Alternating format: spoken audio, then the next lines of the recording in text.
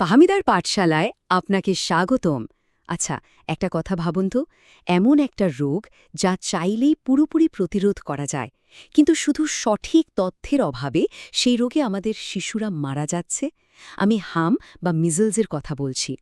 ২০২৩ সালে বাংলাদেশে প্রায় ৮,০০০ শিশু হামে আক্রান্ত হয়েছিল, আর শুধু এই এক বছরেই ৮৪ জন শিশু মারা যায়। তাহলে প্রশ্নটা হলো, যেখানে টিকা আছে, সমাধান আছে, সেখানে কেন এমনটা হচ্ছে? আজকের এই বিশ্লেষণে আমরা হামের আদ্যোপান্ত জানব, যা প্রতিটি বাবা মায়ের জন্য জানাটা অত্যন্ত জরুরি। এই যে স্ক্রিনে ৮৪ সংখ্যাটা দেখছেন, এটা কিন্তু শুধু একটা সংখ্যা না। এর পেছনে আছে ৮৪টা পরিবারের কান্না, ৮৪টা স্বপ্ন ভেঙে যাওয়ার গল্প। আর সবচেয়ে কষ্টের কথা হলো, এই প্রত্যেকটা মৃত্যুই কিন্তু ঠেকানো যেত। তাই আজকের আলোচনাটা এত গুরুত্বপূর্ণ, কারণ এর প্রতিটি তথ্য হয়তো একটা জীবন বাঁচিয়ে দিতে পারে। তো এই বিপদ থেকে বাঁচতে হলে আগে তো শত্রুটাকে চিনতে হবে, তাই না? চলুন তাহলে জেনে নেওয়া যাক, এই হাম আসলে কী জিনিস, আর কেনই বা এটা এত ভয়ঙ্করভাবে ছড়িয়ে পড়ে। খুব সহজ করে বললে, হাম হলো একটা ভাইরাস দিয়ে ছড়ানো রোগ, আর এই ভাইরাসের নাম মিজলস মরবিলি ভাইরাস। তবে এখানে যে সবচেয়ে গুরুত্বপূর্ণ শব্দটা, সেটা হলো অত্যন্ত ছোঁয়াচে বা হাইলি কন্টেজিয়াস। এই কথাটাকে একদমই হালকাভাবে নেওয়ার সুযোগ নেই। এটা ঠিক কতটা ছোঁয়াচে সেটা বুঝলে আপনি চমকে যাবেন। চলুন একটা তুলনা করে দেখি। এই তুলনাটা দেখুন, আমরা তো সবাই কোভিড-19কে ভয় পেয়েছি, তাই না? একজন কোভিড আক্রান্ত মানুষ থেকে গড়ে ২-৩ জনের মধ্যে রোগটা ছড়াতো। কিন্তু হামের ক্ষেত্রে কি হয় জানেন? টিকা না দেওয়া থাকলে একজন আক্রান্ত শিশু থেকে প্রায় ১২ থেকে ১৮ জন পর্যন্ত আক্রান্ত হতে পারে। মানে কোভিডের চেয়ে প্রায় ৬ গুণ বেশি সংক্রামক। ভাবা যায়? আর সবচেয়ে ভয়ের কারণ হল, এই ভাইরাসটা বাতাসে ছড়ায়। মানে আক্রান্ত কোনো শিশু বা ব্যক্তি একটা ঘর থেকে চলে যাওয়ার পরেও প্রায় ২ ঘন্টা পর্যন্ত এর জীবাণু বাতাসে ভেসে থাকতে পারে এবং অন্য কাউকে সংক্রমিত করতে পারে। তার মানে আপনার সন্তান হয়তো এমন একটা ঘরে ঢুকল যেখানে ২ ঘন্টা আগে একজন হামের রোগী ছিল, তাতেই সে আক্রান্ত হয়ে যেতে পারে। কতটা ভয়ঙ্কর ভাবুন একবার। আচ্ছা, তাহলে কিভাবে বুঝবেন যে আপনার সন্তানের হাম হয়েছে? আর এর যে র্যাশ বা লাল দানা হয়, সেটা ছাড়াও আসল বিপদটা ঠিক কোথায়? চলুন এখন এই বিষয়গুলোই জেনে নিই। হামের লক্ষণগুলো কিন্তু একদিনেই সব চলে আসে না, বরং কয়েকটা ধাপে আসে। প্রথম ৭ থেকে ১৪ দিন, মানে ভাইরাস শরীরে ঢোকার পর প্রথম ২ সপ্তাহ কোনো লক্ষণই বোঝা যায় না। কিন্তু মজার ব্যাপার হলো, এই সময়েও শিশুটির রোগ ছড়াতে পারে। এরপর শুরু হয় দ্বিতীয় ধাপ। তখন প্রচণ্ড জ্বর আসে, সাথে সর্দি কাশি, আর চোখ দুটো টকটকে লাল হয়ে যায়। আর সবশেষে তৃতীয় ধাপে গিয়ে গায়ে সেই পরিচিত র্যাশ বা লালচে দানা দেখা দেয়, যেটা সাধারণত কানের পেছন থেকে শুরু হয়ে আস্তে আস্তে পুরো শরীরে ছড়িয়ে পড়ে। তবে র্যাশ ওঠার আগে হাম চেনার একটা স্পেশাল উপায় আছে। এটাকে বলা হয় কপ্লিক স্পট। এটা হলো বাচ্চার গালের ভেতরের দিকে, মানে মুখের ভেতরে ছোট ছোট সাদা দাগ, অনেকটা লবণের দানার মতো দেখতে। এই দাগ যদি দেখা যায়, তাহলে প্রায় নিশ্চিতভাবেই ধরে নেওয়া যায় যে এটা হাম। এটা খুব গুরুত্বপূর্ণ একটা লক্ষণ। কিন্তু এখানেই আসল কথাটা। হামের এই র্যাশ বা দানাগুলো কিন্তু মূল বিপদ না। আসল বিপদ লুকিয়ে আছে এর পরে। এই র্যাশগুলো তো কয়েকদিন পর চলে যায়, কিন্তু হাম শরীরটাকে এতটাই দুর্বল করে দেয় যে এর ফলে মারাত্মক সব জটিলতা তৈরি হতে পারে। আর এগুলোই শিশুদের মৃত্যুর কারণ হয়ে দাঁড়ায়। এই পরিসংখ্যানটা দেখলে ভয় লাগতে পারে। হামে যত শিশু মারা যায়, তার ৬০% মারা যায় নিউমোনিয়ায় আক্রান্ত হয়ে, মানে ফুসফুসের মারাত্মক ইনফেকশন। এটাই হামের সবচেয়ে বড় ঘাতক। শুধু তাই নয়, হাম থেকে মস্তিষ্কের প্রদাহ বা এনসেফালাইটিসের মতো ভয়াবহ রোগও হতে পারে, যা একটা বাচ্চাকে সারা জীবনের জন্য পঙ্গু করে দিতে পারে।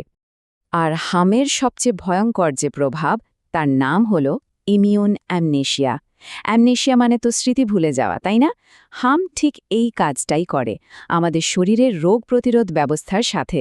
সোজা বাংলায় বললে, হাম আমাদের শরীরের ইমিউন সিস্টেমের মেমোরি কার্ড ফরম্যাট করে দেয়। মানে আগে যে অন্য সব রোগের বিরুদ্ধে শরীরে সুরক্ষা তৈরি হয়েছিল, হাম সেগুলোকে নষ্ট করে দেয়। এর ফলে শিশুটি পরের ২ থেকে ৩ বছর অন্য যে কোনো সাধারণ রোগে খুব সহজে মারাত্মকভাবে আক্রান্ত হতে পারে। এতক্ষণ তো আমরা সমস্যা আর বিপদের কথাই শুনলাম, কিন্তু ভয় পাবেন না, কারণ এর একটা দারুণ শক্তিশালী সমাধানও আমাদের হাতেই আছে। এখন আমরা জানব কিভাবে এই ভয়ঙ্কর রোগকে আমরা খুব সহজেই রুখে দিতে পারি। এই সংখ্যাটা মনে রাখুন, ৯৭%। এটাই আমাদের ভরসা, আমাদের অস্ত্র। হামের টিকার 2টো ডোজ যদি কোনো শিশু ঠিক মতো নেয়, তাহলে এই রোগ থেকে ৯৭% সুরক্ষা পাওয়া যায়। ভাবুন, বিজ্ঞান আমাদের হাতে কি দারুণ একটা সুযোগ তুলে দিয়েছে। আর সবচেয়ে ভালো খবরটা কি জানেন? এই জীবন রক্ষাকারী টিকাটা কিন্তু বাংলাদেশ সরকার একদম বিনামূল্যে দিয়ে থাকে। শিশুর বয়স যখন 9 মাস পূর্ণ হবে, তখন দিতে হবে প্রথম ডোজ, আর 15 থেকে 18 মাসের মধ্যে দিতে হবে দ্বিতীয় ডোজ। এই দুটো তারিখ মনে রাখা আর সময় মতো টিকা দেওয়াটা প্রত্যেক বাবা মায়ের সবচেয়ে বড় দায়িত্ব। কিন্তু যদি সব সাবধানতার পরেও দুর্ভাগ্যবশত কোনো শিশু আক্রান্ত হয়েই যায়, তখন কি করতে হবে? এই অংশে আমরা সঠিক চিকিৎসা আর পরিচর্যা সম্পর্কে জানব। প্রথমেই একটা কথা পরিষ্কার করে বলি, হামের সারানোর জন্য নির্দিষ্ট কোনো অ্যান্টিভাইরাল ওষুধ কিন্তু নেই। এর চিকিৎসা হল সাপোর্টিভ কেয়ার, মানে শিশুর যে লক্ষণগুলো দেখা দিচ্ছে সেগুলোর চিকিৎসা করে ওর কষ্ট কমানো এবং ভয়ঙ্কর জটিলতাগুলো যেন না হয় সেদিকে খেয়াল রাখা। আর এই সাপোর্টিভ কেয়ারের মধ্যে একটা ম্যাজিকের মতো কাজ করে ভিটামিন এ। বিশ্ব স্বাস্থ্য সংস্থা এবং ইউনিসেফ বলছে, হামে আক্রান্ত সব শিশুকে অবশ্যই ডাক্তারের পরামর্শে উচ্চমাত্রার ভিটামিন এ ক্যাপসুল খাওয়াতে হবে। জানেন এটা কি করে? এটা হামে মৃত্যু ঝুঁকি অবিশ্বাস্যভাবে প্রায় ৬০ থেকে ৮৭% পর্যন্ত কমিয়ে আনে। এটা একটা জীবন রক্ষাকারী পদক্ষেপ, এটা ভুলে চলবে না। আমাদের দেশে একটা খুব বড় ভুল ধারণা চালু আছে। অনেকেই ভাবেন হাম হলে ভাত বা ডিম মাছের মতো আমিষ জাতীয় খাবার বন্ধ করে দিতে হয়। এটা একটা মারাত্মক এবং বিপজ্জনক ভুল। বরং এ সময় শরীর ভাইরাসের সাথে যুদ্ধ করে, তাই তার আরও বেশি পুষ্টি দরকার। শিশুকে প্রচুর তরল, নরম খিচুড়ি, ডিম সেদ্ধ, ফলের রস বা মুরগির স্যুপের মতো সহজপাচ্য পুষ্টিকর খাবার দিতে হবে। তবে হ্যাঁ, ভাজা পোড়া, অতিরিক্ত মশলা বা ঠান্ডা খাবার অবশ্যই এড়িয়ে চলতে হবে।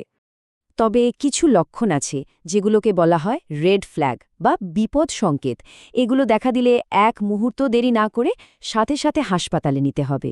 যেমন শিশুর যদি শ্বাসকষ্ট হয়, খিঁচুনি হয়, 3 দিনের বেশি সময় ধরেও জ্বর না কমে, পানি শূন্যতার লক্ষণ যেমন ঠোঁট শুকিয়ে যাওয়া বা প্রস্রাব বন্ধ হয়ে যাওয়া দেখা দেয়, অথবা শিশু যদি অস্বাভাবিকভাবে নিস্তেজ হয়ে পড়ে, তাহলে আর ঘরে বসে থাকার সুযোগ নেই। এই পুরো আলোচনা শোনার পর এখন নিজেকে প্রশ্ন করার পালা, আমার সন্তান কি সুরক্ষিত? ওর কি হামের 2টো টিকায় সময়মতো দেয়া হয়েছে?